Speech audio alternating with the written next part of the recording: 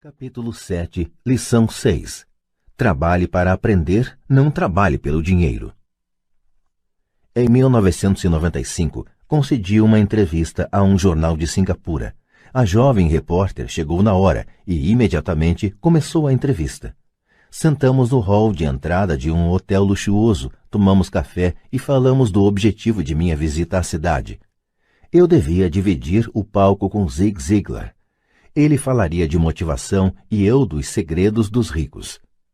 Gostaria de ser um dia uma autora de best-sellers, como o senhor, disse ela.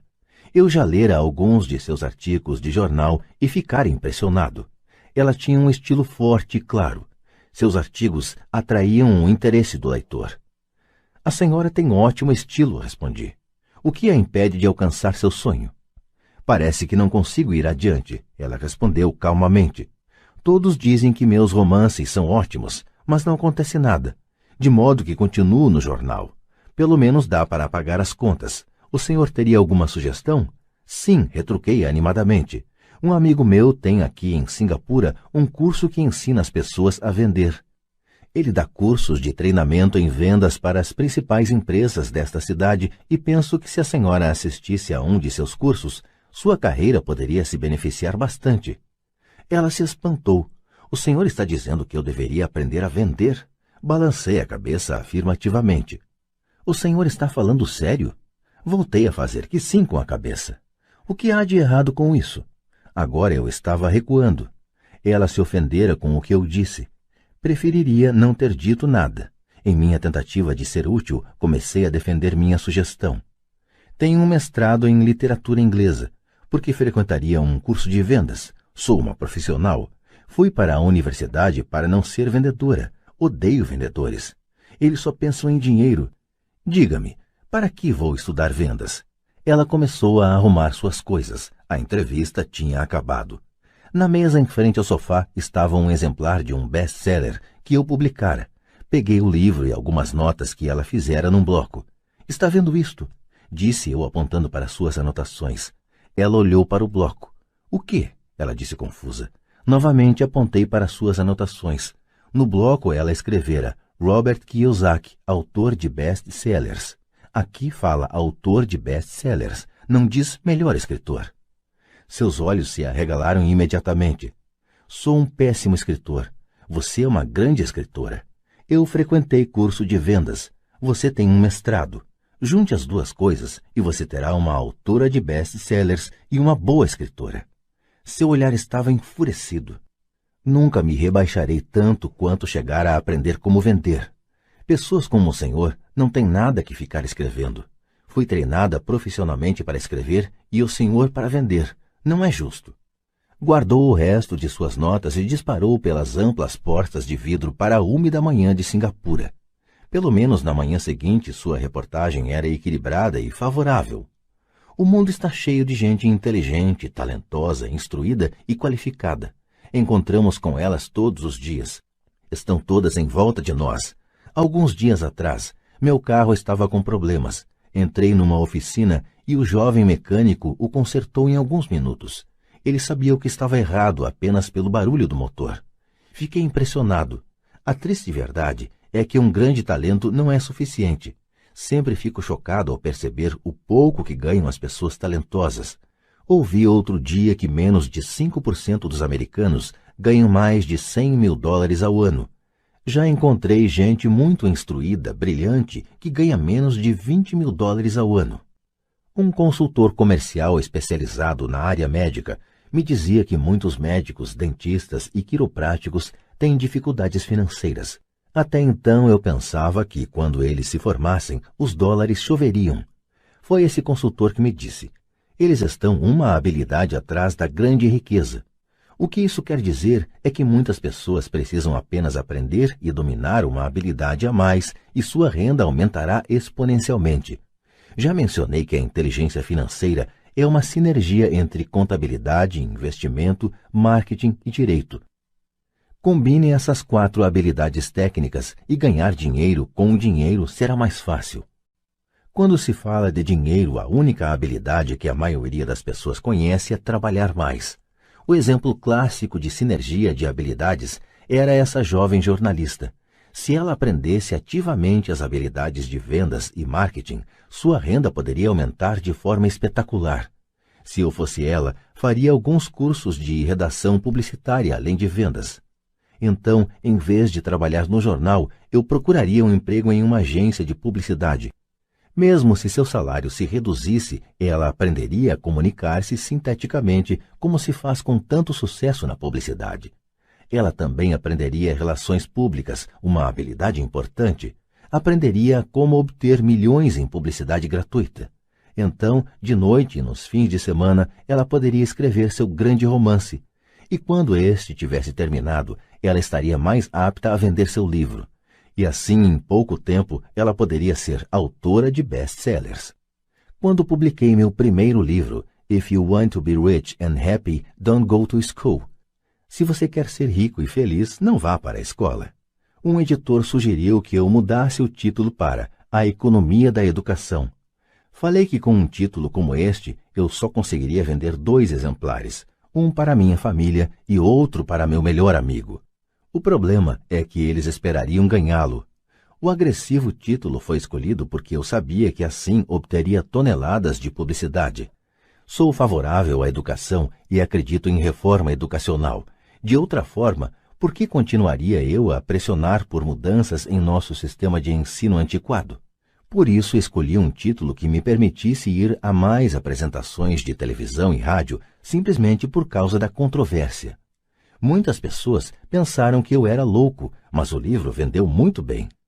Quando me formei na Academia de Marinha Mercante dos Estados Unidos em 1969, meu pai instruído ficou feliz. A Standard Oil da Califórnia me contratara para sua frota de navios tanque. Eu era terceiro e imediato e o salário era baixo em comparação ao de meus colegas, mas era um bom emprego para um recém-formado. Meu salário inicial era de cerca de $42.000 ao ano, incluindo as horas extras, e eu só trabalhava durante 7 meses. Tinha 5 meses de férias.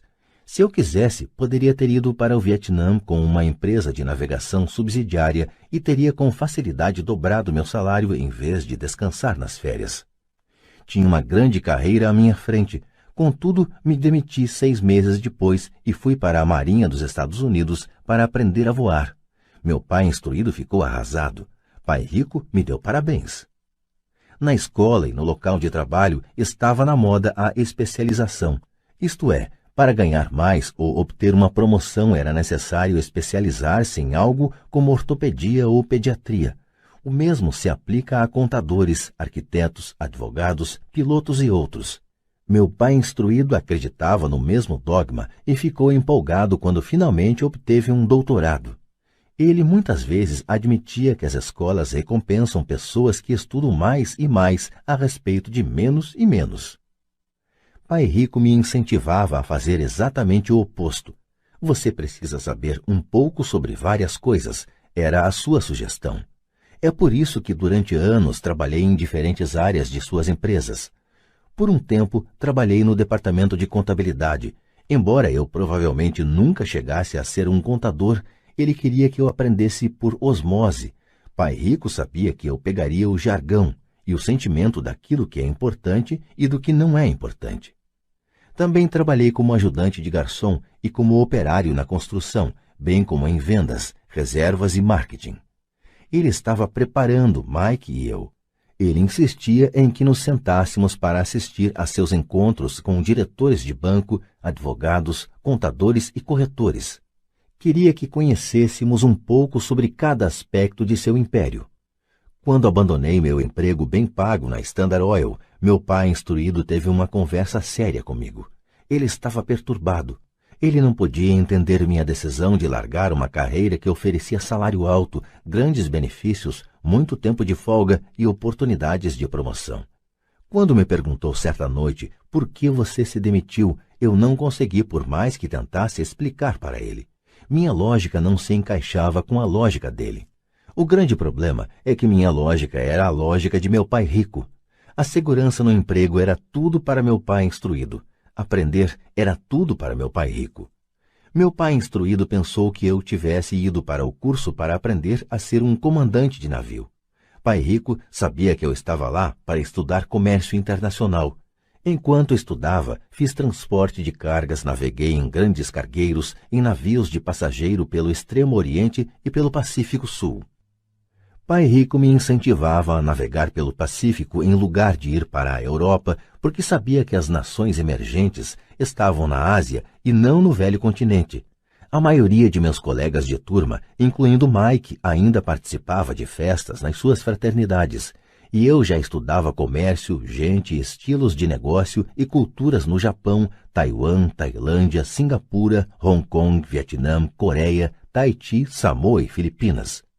Eu também frequentava festas, mas não em fraternidades. Cresci rapidamente. Meu pai instruído não conseguia entender por que eu me demitira do emprego e entrara para a Marinha dos Estados Unidos. Disse-lhe que queria aprender a voar, mas realmente queria aprender a comandar tropas. Pai Rico me explicara que a parte mais difícil da condução de uma empresa é a gestão de pessoas. Ele passara 3 anos no exército. Meu pai instruído tinha sido isento do serviço militar. Pai Rico me falou do valor de aprender a liderar pessoas em situações difíceis. Liderança é o que você precisa aprender agora, dizia. Se você não for um bom líder, receberá um tiro pelas costas, como ocorre nos negócios. Ao voltar do Vietnã, em 1973, me desliguei embora adorasse voar. Consegui um emprego na Xerox Corporation. Fui para lá por uma razão, e esta não estava nos benefícios. Eu era bastante tímido, e a ideia de vender me parecia a coisa mais apavorante do mundo. A Xerox tem um dos melhores programas de treinamento em vendas dos Estados Unidos. Pai Rico ficou muito orgulhoso de mim. Meu pai, instruído, ficou envergonhado. Sendo um intelectual, considerava que os vendedores estavam abaixo dele. Trabalhei na Xerox durante 4 anos até que superei o medo de bater as portas e ser rejeitado. Ao alcançar permanentemente um lugar entre os 5 maiores vendedores, me demiti e fui em frente, deixando atrás de mim outra grande carreira em uma ótima empresa. Em 1977, formei minha primeira empresa. Pai Rico preparara Mike e eu para assumirmos empresas, de modo que agora eu precisava formá-las e pô-las a funcionar. Meu primeiro produto, uma carteira de nylon e velcro, era fabricado no Extremo Oriente e remetido a um armazém em Nova York, perto da escola que eu frequentara. Minha educação formal estava completa e era tempo de testar minhas asas. Se eu fracassasse, estaria falido. Pai Rico achava que era melhor quebrar antes dos 30. Você ainda tem tempo de se recuperar, era seu conselho.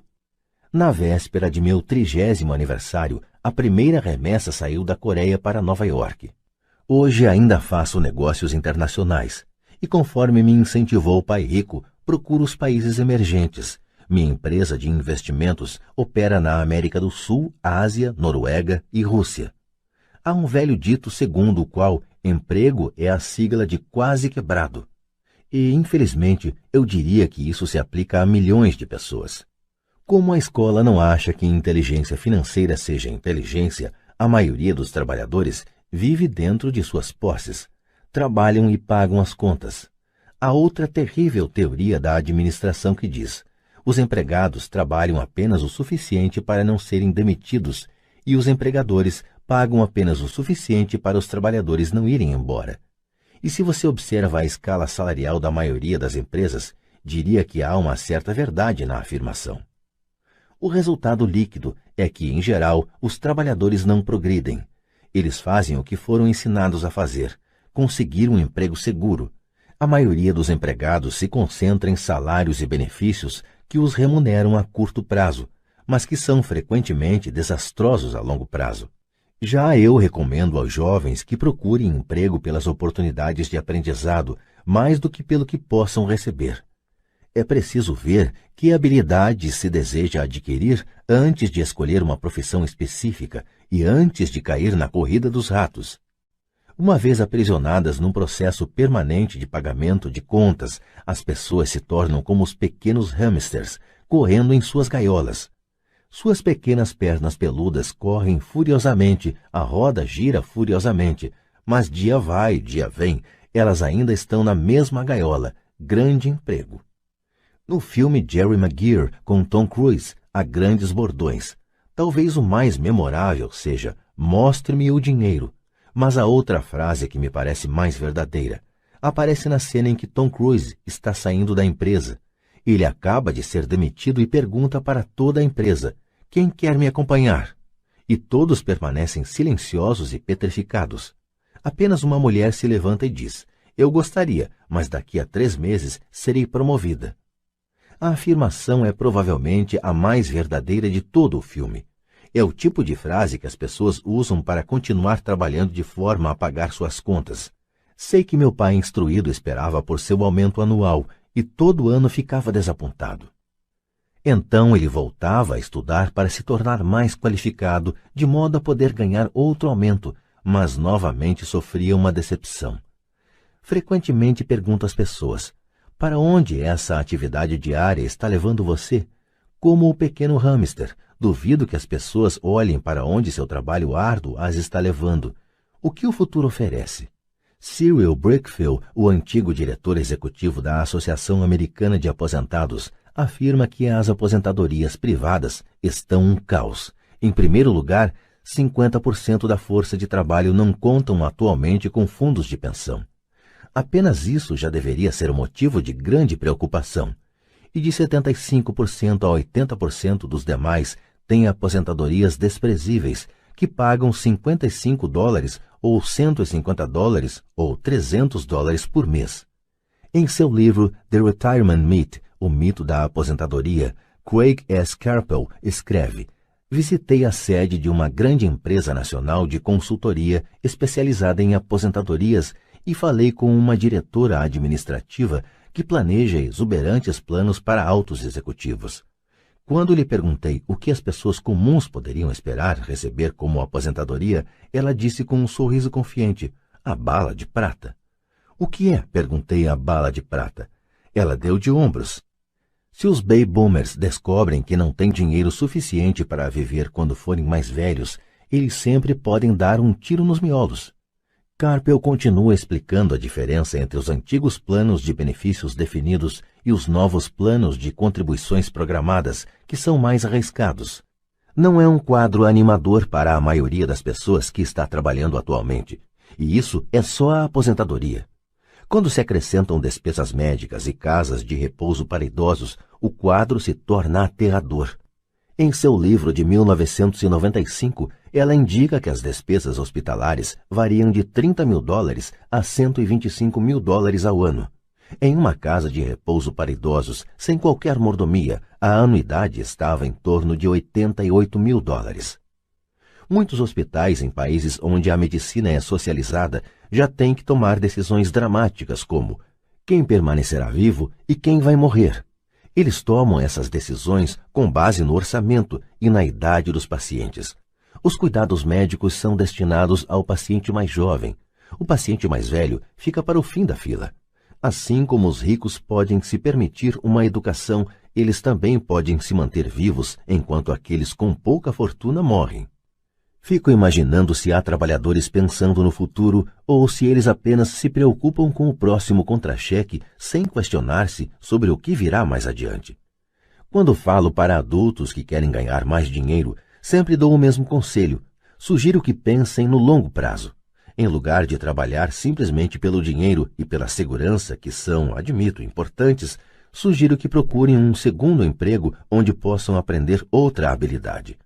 Muitas vezes recomendo que se integrem a uma empresa de marketing de rede, também chamado de marketing multinível, se quiserem adquirir habilidades de venda.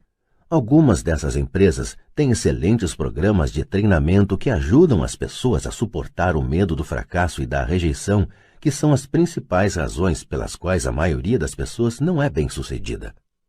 A instrução vale mais do que o dinheiro, a longo prazo. Quando ofereço esta sugestão, ouço muitas vezes: isso é muito trabalhoso, ou só quero fazer o que me interessa. Quanto à primeira resposta, retruco: então o senhor prefere passar a vida entregando 50% do que ganha ao governo? Quanto à segunda observação, digo: eu não tenho interesse em ir à academia de ginástica, mas vou para me sentir melhor e viver mais. Infelizmente, há a verdade no velho adágio: não se pode ensinar truques novos a um cachorro velho. A menos que a pessoa esteja acostumada a mudar, é difícil mudar. Mas para aqueles que ainda estão em cima do muro em relação à ideia de trabalhar para aprender algo novo, ofereço esta palavra de incentivo.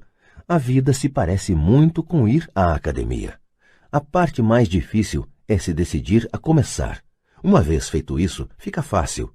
Em muitas ocasiões, ficava temeroso de ir para a academia, mas chegando lá em movimento era ótimo. Depois dos exercícios, fico feliz de ter me decidido a ir.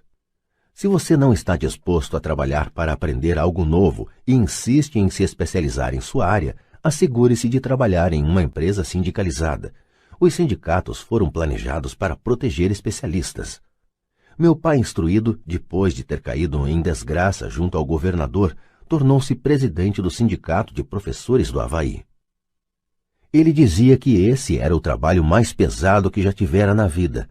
Meu pai rico, por outro lado, passou toda a sua vida fazendo o possível para que suas empresas não fossem sindicalizadas. Ele foi bem-sucedido, embora os sindicatos fizessem força, pai rico sempre conseguiu combatê-los. Pessoalmente não tomo partido porque posso ver a necessidade e os benefícios de ambas as situações. Se você seguir os conselhos da escola, tornando-se altamente especializado, então procure a proteção do sindicato. Por exemplo, se eu tivesse prosseguido minha carreira de piloto de aviões, eu teria procurado trabalhar em uma empresa em que o sindicato dos pilotos fosse forte. Por quê? Porque minha vida teria sido dedicada a aprender uma habilidade que só tem valor em um ramo de atividade. Se eu tivesse que abandonar esse ramo, as minhas habilidades não teriam valor em outras atividades. Um piloto sênior com 100 mil horas de voo, ganhando $150.000 ao ano, teria dificuldades em encontrar um emprego com igual remuneração no ensino escolar. As habilidades não se transferem necessariamente de um ramo de atividades para outro. Os pilotos recebem salários altos por possuírem habilidade que não teriam valor, por exemplo, no sistema de ensino. Atualmente se pode dizer o mesmo até no caso dos médicos. Com todas as mudanças ocorridas na medicina, os especialistas têm que se agrupar em organizações médicas, como os planos de saúde. Sem dúvida que os professores precisam se sindicalizar. Atualmente, nos Estados Unidos, o Sindicato dos Professores é o maior e mais rico deles. A Associação Nacional de Educação tem uma força política tremenda. Os professores precisam da proteção de seu sindicato porque suas habilidades também têm escasso valor fora da área da educação. De modo que regra prática é, se for atualmente especializado, sindicalize-se. Quando pergunto às minhas turmas quais de vocês fazem um hambúrguer melhor do que o do McDonald's, quase todos levantam a mão. Então pergunto, se a maioria de vocês faz um hambúrguer melhor do que o do McDonald's, como pode ser que o McDonald's ganhe mais dinheiro do que vocês? A resposta é óbvia. O McDonald's é um ótimo sistema de negócios. A razão pela qual tantas pessoas talentosas são pobres é que elas se concentram na preparação de um melhor hambúrguer e sabem muito pouco sobre sistemas de negócios. Um amigo meu do Havaí é um grande artista. Ganha bastante dinheiro.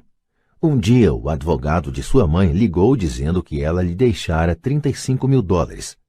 Isto é o que sobrou de seus bens depois que o advogado e o governo pegaram sua parte. Imediatamente, ele viu uma oportunidade de aumentar seus negócios, usando parte desse dinheiro em publicidade.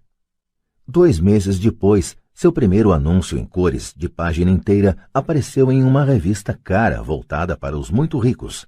O anúncio foi publicado durante 3 meses. Ele não teve qualquer retorno e toda a sua herança foi embora. Agora ele quer processar a revista por ter sido enganado. Este é um caso típico de alguém que pode fazer um belo hambúrguer, mas conhece pouco de negócios. Quando eu lhe perguntei o que ele tinha aprendido, sua resposta foi que publicitários são escroques. Então lhe perguntei se ele não gostaria de fazer um curso de vendas e outro de marketing direto.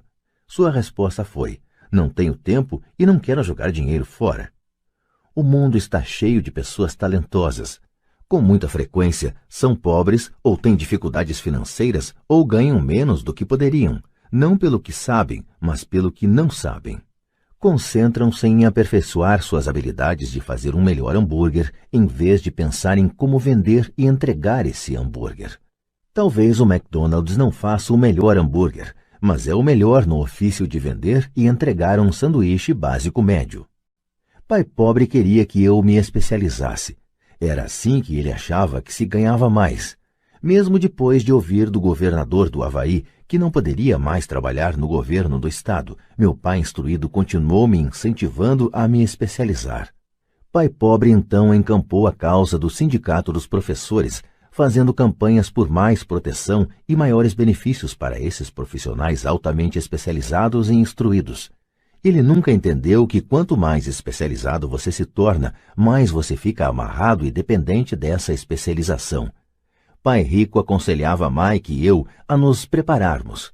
Muitas grandes empresas fazem o mesmo, procuram jovens recém-formados nas faculdades e começam a preparar essas pessoas para exercer um dia altos cargos na organização.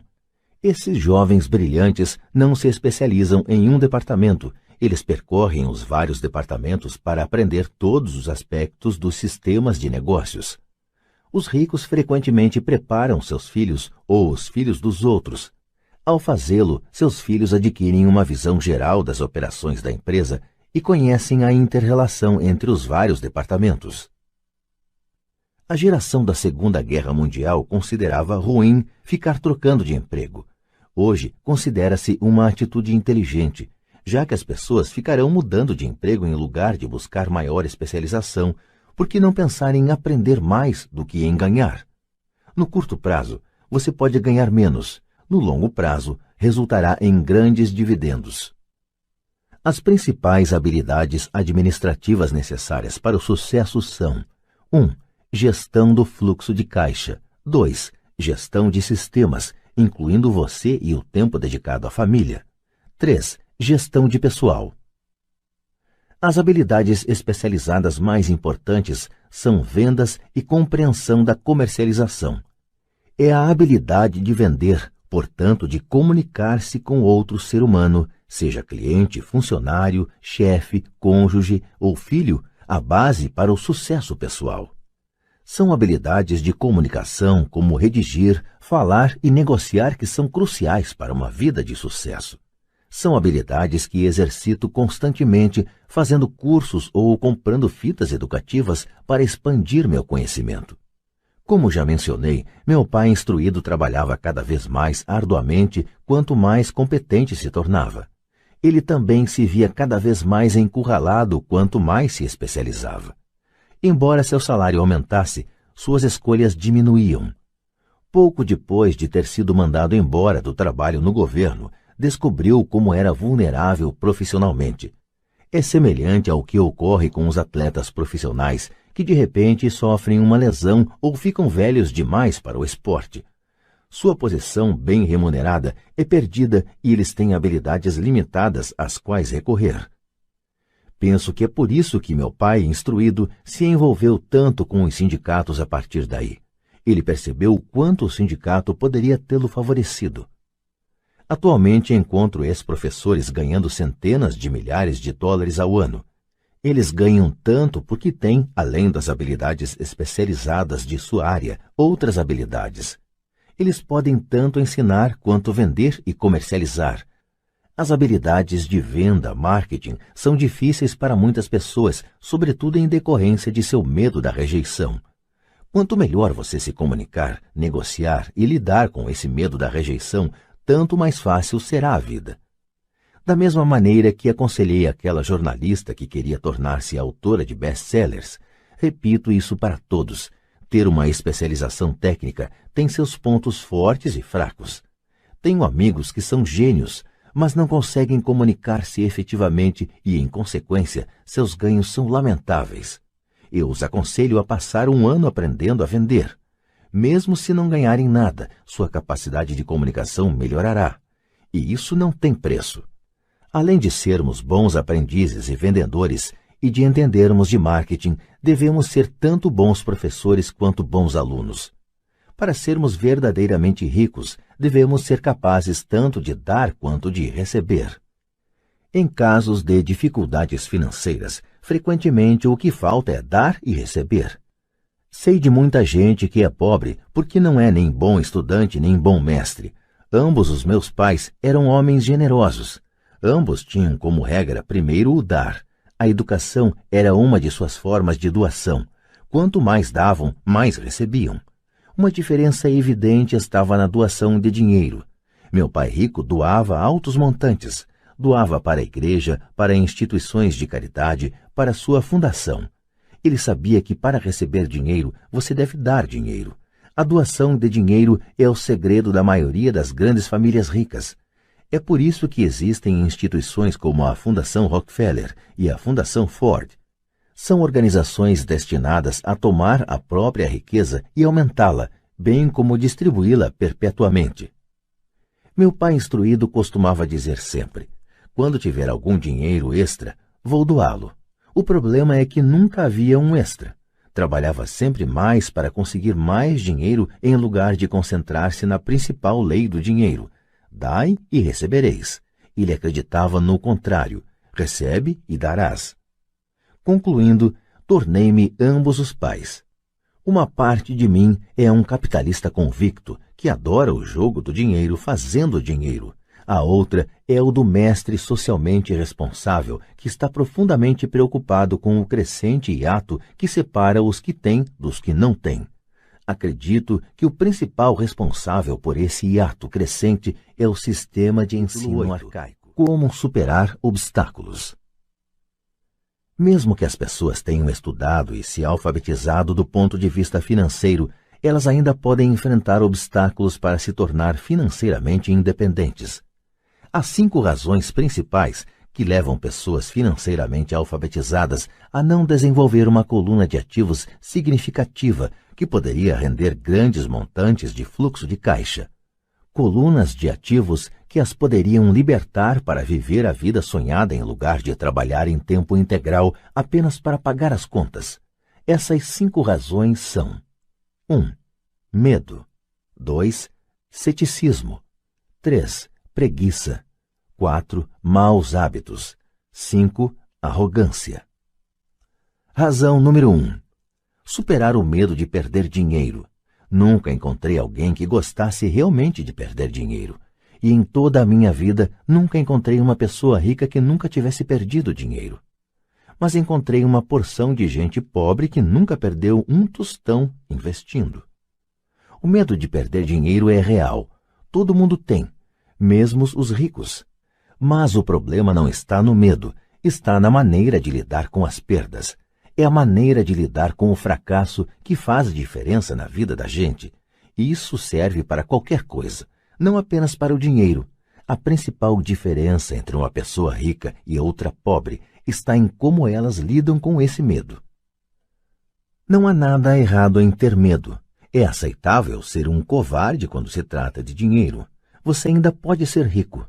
Somos todos heróis em algumas circunstâncias e covardes em outras.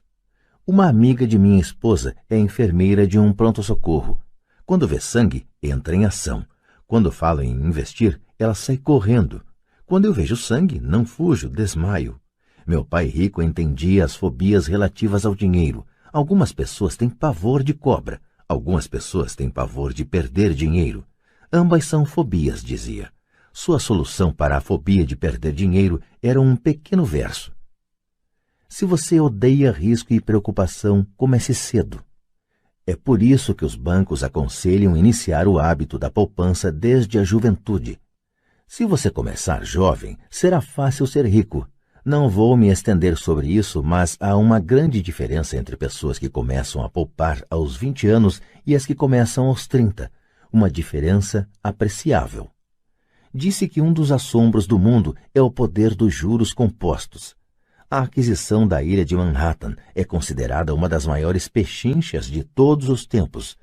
Nova York foi comprada por $24 em badulaques e contas de vidro. Contudo, se esses $24 tivessem sido investidos a juros de 8% ao ano, esses $24 estariam valendo mais de 28 trilhões em 1995. Manhattan poderia ser recomprada e ainda sobraria dinheiro para comprar boa parte de Los Angeles, especialmente com os preços de imóveis vigentes em 1995. Meu vizinho trabalha para uma grande empresa de computadores. Está lá há 25 anos, Em 5 anos, ele deixará a empresa com 4 milhões de dólares em seu fundo de pensão privado. O dinheiro está aplicado em fundos mútuos altamente rentáveis, que ele converterá em títulos e papéis do governo. Ao aposentar-se, ele estará com 55 e terá um fluxo de caixa de cerca de 300 mil dólares ao ano, mais do que o seu salário atual. Isto quer dizer que é possível fazer, mesmo se você não quer perder ou odeia riscos. Mas precisa começar cedo e fazer um plano de pensão. Além disso, você deveria contratar um consultor financeiro em que confia antes de investir. Mas se não tiver muito tempo pela frente ou se quiser aposentar-se mais cedo, como você lida com o medo de perder dinheiro? Meu pai pobre não fez nada. Ele simplesmente evitava o assunto, recusando-se a discuti-lo. Pai rico, por outro lado, recomendava que eu pensasse como um texano. Gosto do Texas e dos texanos, falava. No Texas, tudo é maior. Quando os texanos ganham, eles ganham muito. E quando perdem, é espetacular. Eles gostam de perder? Perguntei. Não estou dizendo isso. Ninguém gosta de perder. Mostre-me um perdedor feliz e eu lhe mostro um fracassado, respondeu Pai Rico. É da atitude dos texanos em face do risco, da recompensa e do fracasso que estou falando. É como eles encaram a vida. Eles vivem grande. Não como a maioria do pessoal daqui, que vive como baratas quando se trata de dinheiro. Baratas com medo que alguém jogue um facho de luz em cima delas.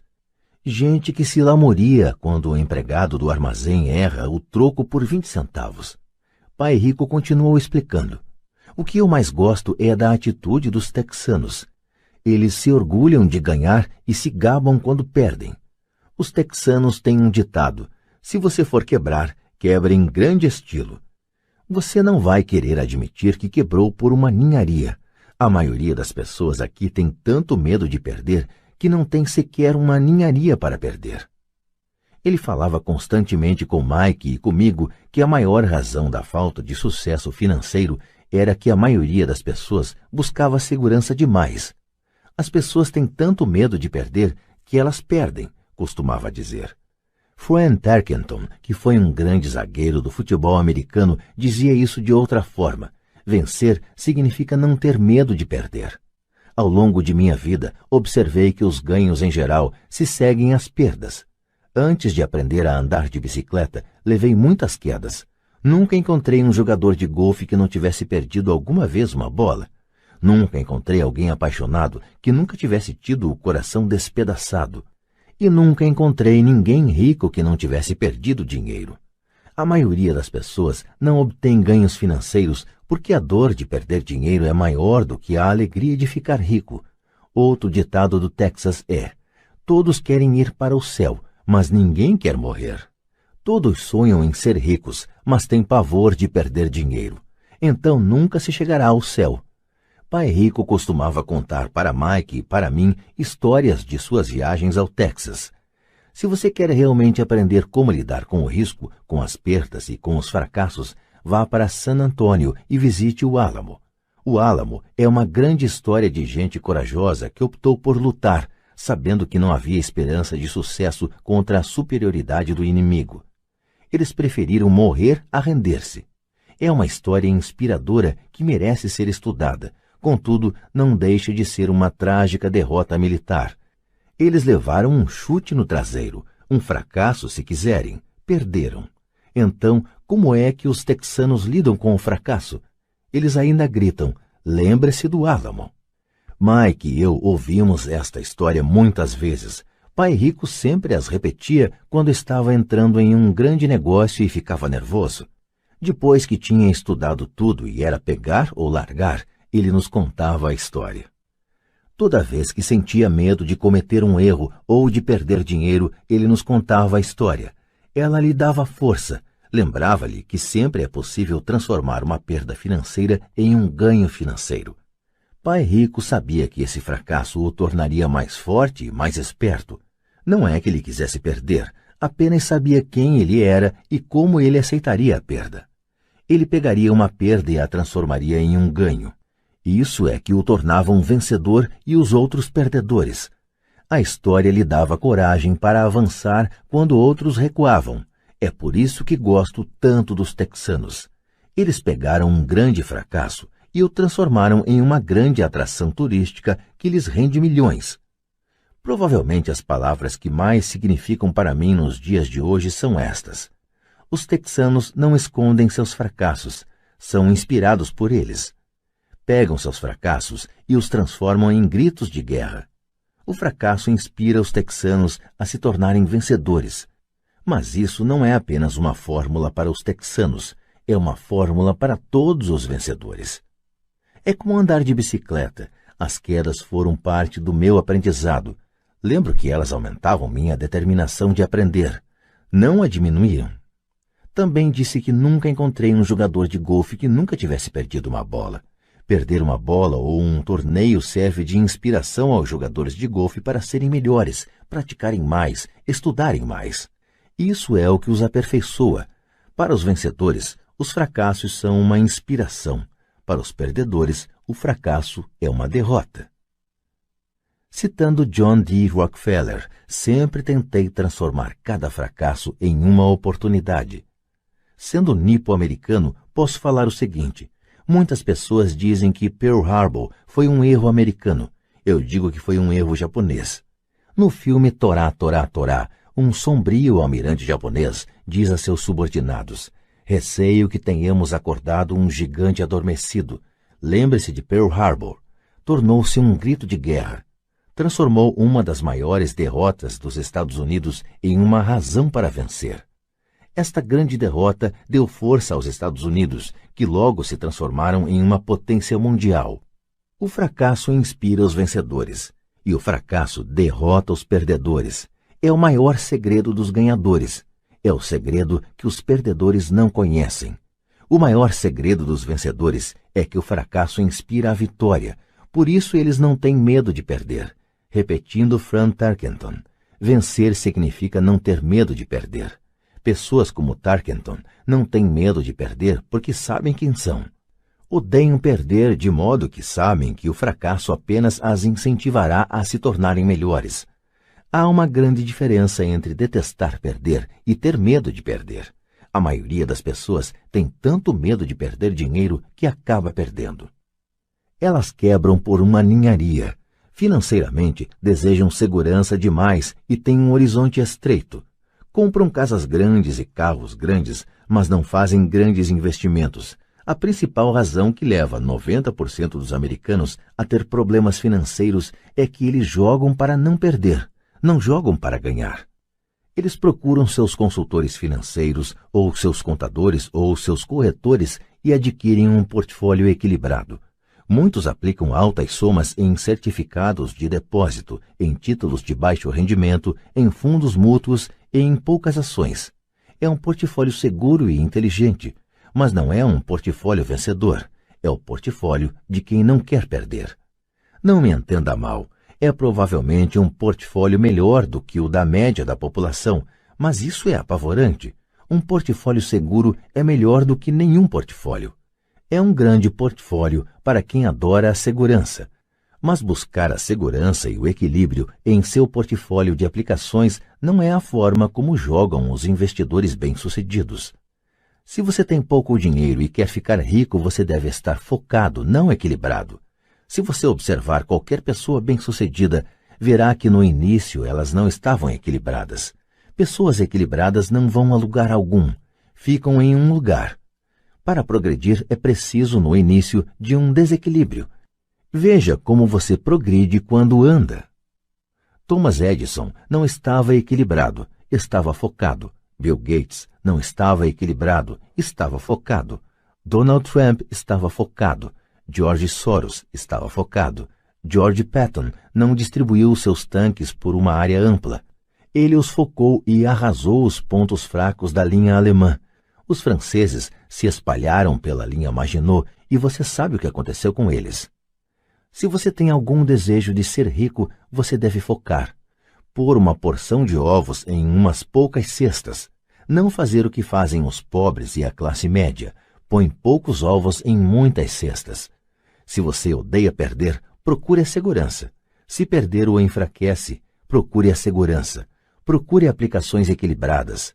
Se você tem mais de 25 anos e está apavorado em assumir riscos, não mude. Procure a segurança, mas comece cedo. Comece a formar suas poupanças cedo, porque vai levar tempo. Mas se você tem sonhos de liberdade, a primeira coisa a perguntar-se é: qual a minha reação ante o fracasso? Se o fracasso o inspirar a ganhar, talvez você deva seguir adiante, mas só talvez. Se o fracasso o enfraquece ou o leva ao desespero, como os garotos mimados que correm ao advogado para processar alguém toda vez que as coisas não saem do seu jeito, então procure a segurança. Fique com seu emprego. Ou compre títulos ou fundos mútuos. Mas lembre que esses instrumentos financeiros também têm seus riscos, mesmo sendo mais seguros. Digo tudo isso citando os texanos e Fran Tarkenton, porque aumentar a coluna de ativos é fácil. É realmente um jogo que não exige grandes atitudes, não exige muita instrução. A matemática do primeiro grau resolve. Mas aumentar a coluna de ativos é um jogo de atitude. Exige garra, paciência e resistência ante o fracasso. Os perdedores evitam o fracasso, e o fracasso transforma perdedores em vencedores. Lembre-se do álamo. Razão número 2. Superar o ceticismo. O céu está caindo, o céu está caindo. Todos nós conhecemos a história da galinha pessimista que corria em torno do terreiro anunciando o fim do mundo. Todos conhecemos gente assim, mas todos temos uma galinha pessimista dentro de nós. Como já disse em outra ocasião, o cético é verdadeiramente uma galinha pessimista. Todos nós parecemos com a galinha pessimista quando o medo e a dúvida toldam nossos pensamentos. Todos nós temos dúvidas. Não sou inteligente, não sou tão bom assim, fulano é melhor do que eu. Nossas dúvidas muitas vezes nos paralisam. Jogamos o jogo do e se? E se a economia entrar em colapso logo depois de eu fazer o investimento? E se eu me descontrolar e não conseguir pagar as dívidas? E se as coisas não funcionarem como planejado? Ou temos amigos ou pessoas amadas que nos lembram sempre nossas falhas. Eles dizem frequentemente: o que o faz pensar que você pode fazer isso? Se fosse uma ideia tão boa, então como foi que ninguém se lembrou disso antes? Isso nunca vai dar certo. Você não sabe do que está falando. Essas palavras de dúvida muitas vezes calam tão profundamente que deixamos de agir. Um sentimento horrível aperta nosso estômago. Às vezes não conseguimos dormir. Não andamos para a frente, de modo que ficamos com a segurança e abandonamos as oportunidades. Observamos a vida passando por nós enquanto sentamos imobilizados com um frio no corpo. Todos já passamos por isso na vida, alguns mais do que outros. Peter Lynch, do Fidelity Magellan, um conhecido fundo mútuo, faz advertência sobre o céu que despenca como um ruído, e todos nós o ouvimos. O ruído pode ser criado dentro da nossa cabeça ou vir de fora, muitas vezes de amigos, familiares, colegas ou da mídia. Lynch lembra o tempo da década de 1950, em que a ameaça de uma guerra nuclear era tão comum no noticiário que as pessoas começaram a construir abrigos antinucleares e a estocar alimentos e água. Se elas investissem esse dinheiro sabiamente no mercado, em lugar de construir os abrigos, provavelmente teriam atingido a independência financeira nos dias de hoje. Quando explodiram os motins em Los Angeles há alguns anos, as vendas de armas aumentaram em todo o país. Uma pessoa morreu depois de ter ingerido um hambúrguer mal passado no estado de Washington e o Departamento de Saúde do Arizona determinou que os restaurantes preparassem somente carne bem passada. Uma empresa farmacêutica divulgou nacionalmente um anúncio de televisão mostrando pessoas gripadas. O anúncio foi divulgado em fevereiro. Os casos de gripe aumentaram, bem como as vendas do medicamento anunciado. A maioria das pessoas é pobre porque, quando se trata de investir, o mundo está cheio de pessimistas que correm gritando: o céu está caindo, o céu está caindo. E os pessimistas atingem seus objetivos porque todos somos um pouco pessimistas. Muitas vezes é necessário coragem para não permitir que rumores e anúncios de desastres afetem nossas dúvidas e medos. Em 1992, um amigo chamado Richard foi de Boston a Phoenix para visitar minha mulher e eu. Ele estava impressionado com o que tínhamos feito por meio de ações e imóveis. Os preços dos imóveis em Phoenix estavam deprimidos. Passamos 2 dias mostrando-lhe o que considerávamos excelentes oportunidades de geração de fluxo de caixa e de valorização de capital. Minha mulher e eu não somos verdadeiramente corretores imobiliários. Somos apenas investidores. Depois de identificar uma unidade em um condomínio de lazer, chamamos o corretor que a vendeu para Richard naquela mesma tarde. O preço era de apenas $42.000 para uma casa de 2 quartos. Unidades semelhantes estavam sendo vendidas a $65.000. Meu amigo achou que era uma pechincha, fechou o negócio e voltou para Boston. 2 semanas depois, o corretor ligou dizendo que meu amigo tinha voltado atrás. Liguei imediatamente para ele a fim de saber o que ocorrera. Tudo o que ele disse foi que falou com um vizinho e este lhe disse que era um mau negócio. O preço era alto demais. Perguntei a Richard se o vizinho era um investidor. Richard respondeu não. Quando eu lhe perguntei por que então lhe dava ouvidos, meu amigo partiu para a defensiva e simplesmente disse que preferia procurar um pouco mais. O mercado imobiliário de Phoenix se recuperou e por volta de 1994, aquela pequena unidade estava sendo alugada por $1.000 mensais, $2.500 nos meses de inverno. Seu valor alcançava, em 1995, $95.000. Tudo o que Richard teria precisado era dar uma entrada de $5.000 e já teria dado o primeiro passo para sair da corrida dos ratos. Até hoje, ele não fez nada. E as pechinchas de Phoenix ainda estão aí, só que agora é preciso procurar bem mais.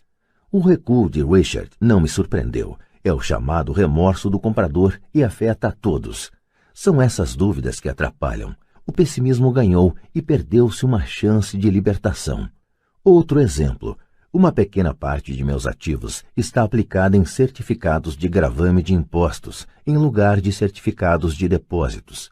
Assim, meu dinheiro rende 16% ao ano, o que sem dúvida é melhor do que os 5% que o banco oferece. Esses certificados são garantidos por imóveis e são estabelecidos por leis estaduais, o que também é melhor do que o que a maioria dos bancos oferece. A fórmula em que estão embasados os torna seguros. Eles só não têm liquidez, de modo que eu os considero certificados de depósito com prazo de 2 a 7 anos. Sempre que menciono para alguém, especialmente para aqueles que aplicam em certificados de depósito, que também aplico daquela forma, ouço dizer que se trata de uma opção arriscada. Dizem que eu não deveria aplicar nesses títulos. Quando pergunto como obtiveram essa informação, mencionam um amigo ou uma revista de negócios. Eles nunca aplicaram nisso e falam para quem o faz que é um equívoco fazê-lo. O rendimento mais baixo que procuro é 16%, mas pessoas cheias de dúvidas se conformam com 5%. A dúvida é cara. Quero ressaltar que são essas dúvidas e esse ceticismo que mantém muitas pessoas na pobreza, correndo atrás da segurança. O mundo real está aí, esperando que você enriqueça. Só as dúvidas mantêm as pessoas na pobreza. E como já disse, sair da corrida dos ratos é tecnicamente fácil. Não requer muita instrução, mas as dúvidas são um obstáculo para muita gente. Os céticos nunca ganham, dizia Pai Rico. A dúvida não esclarecida e o medo criam o cético. Os céticos criticam e os vencedores analisam. Era outra de suas frases favoritas. Pai Rico explicava que a crítica cegava, enquanto a análise abria os olhos.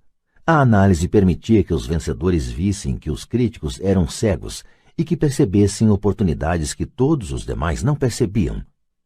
E encontrar o que os outros não veem é a chave para qualquer sucesso. Os imóveis são uma poderosa ferramenta de investimento para quem esteja em busca da independência financeira. É um instrumento único. Contudo, sempre que menciono os imóveis como uma aplicação, ouço alguém dizer: não quero consertar vasos sanitários. Isso é o que Peter Lynch chama de ruído. É o que Pai Rico chamava de conversa de cético. Alguém que critica e não analisa. Alguém que deixa que suas dúvidas e medos fechem sua mente em vez de abrir seus olhos. Quando alguém fala, não quero consertar vasos sanitários, tenho vontade de retrucar. E o que o faz pensar que eu quero? Eles estão dizendo que um vaso é mais importante do que aquilo que eles querem. Eu falo de liberação da corrida dos ratos e eles pensam em vasos sanitários. Esse é o padrão de pensamento que mantém muita gente na pobreza. Criticam em vez de analisar. A chave de seu sucesso está nos não quero, dizia Pai Rico. Eu também não estou a fim de consertar vasos sanitários. Procuro sempre um bom administrador de imóveis que conserte os vasos. E ao encontrar um bom administrador que cuide bem dos imóveis, meu fluxo de caixa aumenta. Mais importante ainda, um bom administrador de imóveis me permite comprar ainda mais imóveis, pois não preciso me preocupar com o conserto dos vasos sanitários. Um bom administrador de imóveis é a chave para o sucesso com imóveis. Achá-lo é mais importante do que o próprio imóvel. Um bom administrador muitas vezes sabe de bons negócios antes dos corretores, o que os torna ainda mais valiosos. É isso o que o meu pai rico queria dizer quando falava: a chave de seu sucesso está nos não quero. Como eu também não quero consertar vasos, descobri uma forma de comprar mais imóveis e apressar minha saída da corrida dos ratos. As pessoas que continuam falando, não quero consertar vasos sanitários, muitas vezes se privam desse poderoso instrumento de investimento. Os vasos são mais importantes que sua liberdade. No mercado de ações ouço muita gente declarar: não quero perder dinheiro. Bom, o que os leva a pensar que eu ou qualquer outra pessoa gostamos de perder dinheiro? Eles não ganham dinheiro porque optam por não perder dinheiro. Em lugar de analisar, fecham suas mentes a outro poderoso meio de investimento, o mercado de ações. Em dezembro de 1996, estava passando com um amigo pelo posto de gasolina do bairro. Ele olhou e viu que o preço da gasolina estava aumentando. Meu amigo é um cara encucado, um pessimista. Para ele, o céu está sempre a ponto de cair e, em geral, cai sobre sua cabeça. Quando chegamos em casa, ele me expôs todas as estatísticas que mostravam por que o preço do petróleo deveria aumentar nos próximos anos. Estatísticas que eu nunca vira antes, mesmo quando eu já tinha um substancial bloco de ações de uma empresa petrolífera. Com essa informação em mãos, comecei a procurar e achei uma nova empresa petrolífera que estava a ponto de descobrir algumas jazidas. Meu corretor ficou entusiasmado com essa nova empresa e eu comprei 15.000 ações por 65 centavos cada uma. Em fevereiro de 1997, enquanto escrevo este livro, o mesmo amigo e eu passamos pelo mesmo posto de gasolina e, de fato, o preço do combustível subira cerca de 15%. Novamente o pessimista se preocupou e se queixou. Eu sorri porque em janeiro desse mesmo ano o preço daquelas ações da pequena empresa petrolífera já valiam $3 cada uma. E o preço da gasolina deverá continuar aumentando se o que o meu amigo diz for verdade.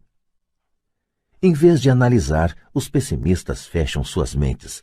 Se a maioria das pessoas entendesse como uma ordem de stop funciona nos investimentos em ações, haveria mais gente investindo para ganhar do que para não perder.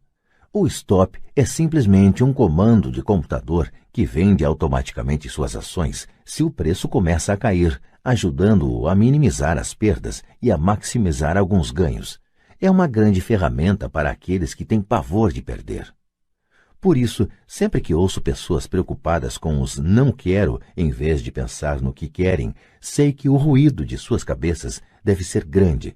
O pessimista se apoderou delas e grita: o céu cai, os vasos sanitários estão enguiçando. Assim, elas evitam seus não quero, mas pagam um preço alto. Nunca conseguirão o que querem na vida. Pai Rico me mostrou uma maneira de olhar o pessimista. Faça o que fez o Coronel Sanders. Com 66 anos de idade, ele perdeu seu negócio e começou a viver da aposentadoria da Seguridade Social. Não era o suficiente. Ele começou a percorrer o país tentando vender sua receita de galinha frita. Ela foi recusada 1.009 vezes antes que alguém dissesse sim.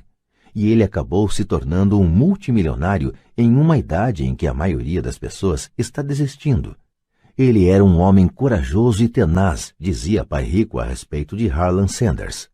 Assim, quando você estiver em dúvida e um pouco receoso, faça o que o Coronel Sanders fez com sua galinha. Ele a fritou. Razão número 3. Preguiça. Pessoas ocupadas são, com frequência, preguiçosas. Todos nós conhecemos histórias do homem de negócios que trabalha arduamente para ganhar dinheiro. Ele dá duro para ser um bom provedor de sua mulher e de seus filhos. Ele passa longas horas no escritório e leva trabalho para casa nos fins de semana. Um dia, ao chegar em casa, encontra-a vazia. Sua esposa foi embora com as crianças. Ele sabia que estava tendo problemas com a esposa, mas em vez de esforçar-se em fortalecer a relação, ele se dedicou ao trabalho. Desiludido, seu desempenho no emprego declina e ele é demitido. Hoje em dia, encontro frequentemente gente muito ocupada para cuidar de sua riqueza, e há pessoas muito ocupadas para cuidar da própria saúde. A causa é a mesma. Estão ocupadas e continuam ocupadas como forma de evitar algo que não desejam enfrentar. Ninguém precisa lhes dizer isso. No seu íntimo, elas sabem. De fato, se você falar sobre o assunto com elas, elas respondem muitas vezes com raiva ou irritação. Se não estão ocupadas com o trabalho ou com as crianças, muitas vezes estão ocupadas assistindo à televisão, jogando golfe ou fazendo compras. Contudo, lá no fundo sabem que estão fugindo de algo importante. Essa é a forma mais comum de preguiça. A preguiça mantendo-se ocupado. E qual é a cura para a preguiça? A resposta está em um pouco de ambição. Muitos de nós fomos educados pensando que a ambição ou a ganância é algo ruim. Pessoas gananciosas são más, dizia minha mãe. Contudo, todos nós temos o desejo de possuir coisas belas, novas ou empolgantes. Para manter essa emoção de desejo sob controle, muitas vezes os pais encontram formas de suprir esse sentimento com culpa. Você só pensa em você mesmo, não sabe que tem irmãos e irmãs? Era uma das frases favoritas da minha mãe. Ou, você quer que eu compre o que para você? Repetia meu pai. Você pensa que fabricamos dinheiro? Você pensa que o dinheiro dá em árvore? Você sabe que não somos ricos. Não eram tanto as palavras, mas o sentimento de culpa que as acompanhava, o que me deixava possesso. O reverso da criação desse sentimento de culpa era: sacrifico minha vida para lhe comprar isto. Estou comprando para você porque nunca tive coisas assim quando criança. Tenho um vizinho que está totalmente falido, mas que não consegue colocar o carro na sua garagem. A garagem está cheia de brinquedos das crianças. Esses garotos mimados têm tudo o que sonham.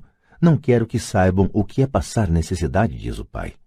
Ele não tem um tostão guardado para mandar os filhos para a universidade ou para ele mesmo se aposentar, mas seus filhos têm todos os brinquedos possíveis. Recentemente, recebeu pelo correio um novo cartão de crédito e levou os filhos para conhecer Las Vegas. Faço isso pelos garotos, diz com ar de grande sacrifício. Pai rico proibia que se dissesse não dá para comprar. Na casa de minha família de verdade escutava isso a toda hora. Já pai rico queria que seus filhos dissessem: como posso comprar isso? Ele considerava que as palavras não dá para comprar fechavam o cérebro. Você não precisava pensar mais. Como posso comprar isso? Era uma forma de abrir a mente, obrigava você a pensar e buscar alternativas. Mais importante do que isso, ele considerava que não dá para comprar é uma mentira, e o espírito humano sabe disso. O espírito humano é poderoso, muito poderoso, dizia. Quando sua mente preguiçosa repete não dá para comprar, uma guerra se estabelece dentro de você. Seu espírito se enfurece e sua mente preguiçosa deve defender a mentira dita. O espírito grita: vamos para a academia fazer exercícios. E a mente preguiçosa responde: estou cansada, trabalhei muito hoje. Ou o espírito humano diz: estou cansado de ser pobre. Vamos sair daqui e enriquecer. E a mente preguiçosa fala: pessoas ricas são gananciosas. Além disso, dá muito trabalho, não é seguro. Posso perder dinheiro. Do jeito que está, já trabalho muito. Já tenho que fazer coisa demais no emprego. Veja o que tenho que fazer hoje à noite. O chefe quer que eu entregue de manhã. Não dá para comprar. Também traz tristeza, uma sensação de desamparo que leva ao desânimo e muitas vezes à depressão. Apatia é outra palavra que se aplica. Como posso comprar isso? Abre possibilidades, empolgação e sonhos. Pai rico não estava tão preocupado com o que você queria comprar, mas esse como posso comprar isso fortalece a mente e dinamiza o espírito. Assim, raramente ele dava alguma coisa a Mike ou a mim. Em vez disso, perguntava: como você pode comprar isso? E isso incluía a mensalidade da universidade que nós tínhamos que pagar com nosso dinheiro. Não era o objetivo, mas o processo de atingir o objetivo que desejávamos, o que ele procurava passar para nós. O problema é que hoje sinto que milhões de pessoas se sentem culpadas por sua ambição. É um condicionamento que vem da infância. Elas desejam ter melhores condições que a vida oferece. A maioria foi condicionada, entretanto, a dizer subconscientemente: você não pode ter isso, ou você não conseguirá comprar isso nunca. Quando decidi sair da corrida dos ratos, havia uma questão simples: como posso conseguir não voltar a trabalhar mais? E minha mente começou a disparar respostas e soluções. A parte mais difícil foi romper com os dogmas de minha família de verdade. Não podemos comprar isso, ou pare de pensar só em você, ou por que você não pensa nos outros? E outras expressões parecidas que se destinavam a criar culpa e suprimir minha ambição. Assim, como combater a preguiça? A resposta está em um pouco de ambição. É como diz aquela estação de rádio W2FM, o que há aí para mim? A pessoa precisa sentar e pensar: o que há aí para mim se sou saudável, sexy e tenho boa aparência? Como seria minha vida se eu nunca tivesse que voltar a trabalhar? O que seria de mim se eu tivesse todo o dinheiro de que preciso? Sem esse pouco de ambição, não há o desejo de ter algo melhor, de progredir. Vamos à escola e estudamos muito porque queremos algo melhor.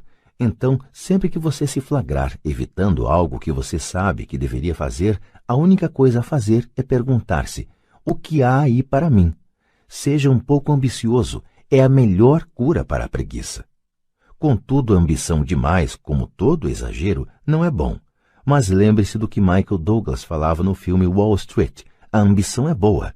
Pai Rico falava de forma diferente: a culpa é pior do que a ambição, pois a culpa nos rouba a alma.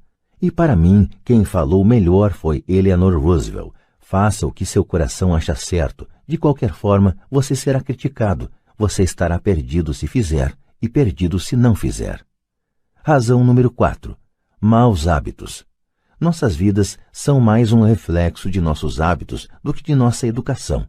Depois de ver o filme Conan, protagonizado por Arnold Schwarzenegger, um amigo falou: adoraria ter o corpo de Schwarzenegger. Vários caras concordaram.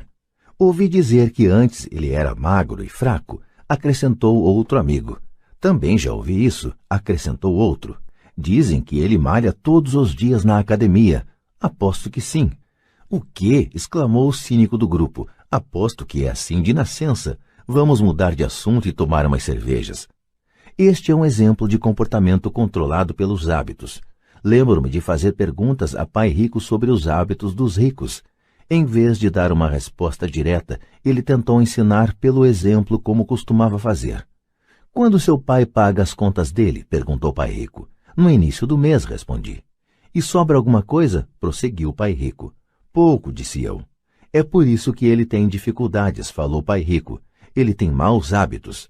Seu pai paga primeiro todos os outros. Ele paga a si mesmo por último, mas só se sobrar alguma coisa. O que em geral não acontece, comentei. Mas ele tem que pagar as contas, não tem? O senhor está dizendo que ele não deveria pagar as contas? Claro que não, disse Pai Rico. Acredito firmemente em pagar minhas contas no prazo. Só que eu pago a mim mesmo em primeiro lugar, mesmo antes de pagar ao governo. Mas o que acontece se o senhor não tiver dinheiro que chegue? Retruquei. O que o senhor faz então? A mesma coisa, prosseguiu Pai Rico. Primeiro pago a mim mesmo, mesmo se tiver pouco dinheiro. Minha coluna de ativos é muito mais importante para mim do que o governo. Mas, continuei, eles não vão atrás do senhor? Sim, se você não pagar, disse Pai Rico. Olhe, não estou falando para não pagar. Só que eu pago a mim mesmo primeiro, mesmo quando tenho pouco dinheiro. Mas como é que o senhor consegue isso? Disse eu. A questão não é como, a questão é por quê, replicou Pai Rico. Ok, por quê? Motivação, falou Pai Rico. Quem reclamará mais se eu não pagar, eu ou meus credores? Sem dúvida os credores gritarão mais alto, respondi a pergunta óbvia. O senhor não faria nada se pagasse a si próprio. Está vendo, depois de pagar a mim mesmo, a pressão para pagar meus impostos e os demais credores é tão grande que me obriga a buscar outras formas de renda. A pressão para pagar se torna uma motivação. Já tive empregos extras, comecei outros empreendimentos, negociei na bolsa, qualquer coisa para ter certeza de que esses caras não ficassem gritando comigo. Essa pressão me fez trabalhar mais, me obrigou a pensar, e tudo isso me tornou mais esperto e mais ativo no que se refere a dinheiro. Se eu deixasse para me pagar no final, não teria sentido as pressões e estaria quebrado. Quer dizer que é o medo do governo ou de outras pessoas a quem deve dinheiro que o motiva? Certo, disse Pai Rico. Você vê, o pessoal do governo é forte, os demais credores também. A maioria das pessoas se rende a esses tiranos, elas pagam a eles e nunca se pagam a si próprias. Você conhece a história do fracote a quem atiram areia na cara? Abanei a cabeça afirmativamente. Já vi esse anúncio de aulas de fisiculturismo nos gibis muitas vezes. Bem, grande parte das pessoas deixa que os fortes lhes joguem areia na cara. Eu decidi usar o medo do tirano para me tornar mais forte. Outros ficam mais fracos. Ao me forçar a pensar em como ter mais dinheiro, estou fazendo como quem vai malhar na academia. Quanto mais trabalho os músculos de minha mente, mais forte me torno. Agora não tenho medo desse pessoal. Gostei do que Pai Rico estava falando. Então, se eu pagar a mim mesmo primeiro, ficarei mais forte financeiramente, mental e fisicamente. Pai Rico concordou. E se eu me pagar por último ou deixar de me pagar, fico mais fraco. Chefes, administradores, credores e locadores ficarão me perturbando a vida inteira, só porque não tenho bons hábitos quanto ao dinheiro. Igualzinho ao fracote do anúncio, disse Pai Rico. Razão número 5. A arrogância é ego mais ignorância. O que eu sei me faz ganhar dinheiro. O que eu não sei me faz perder dinheiro. Toda vez que fui arrogante, perdi dinheiro, porque quando sou arrogante acredito mesmo que o que não sei não é importante, repetia frequentemente Pai Rico. Descobri que muita gente usa a arrogância para tentar esconder a própria ignorância. Isso costuma acontecer quando discuto demonstrações financeiras com contadores ou até com outros investidores. Eles tentam forçar caminho na discussão. Para mim fica claro que não sabem do que estão falando. Não estão mentindo, mas também não estão falando a verdade. Há muita gente no mundo do dinheiro, das finanças e do investimento que não tem nenhuma ideia do que está falando. A maioria das pessoas do setor fica fazendo proposições de venda vazias, como as de um vendedor de carros usados. Quando você for ignorante a respeito de um assunto, comece a instruir-se achando um especialista ou um livro sobre o tema.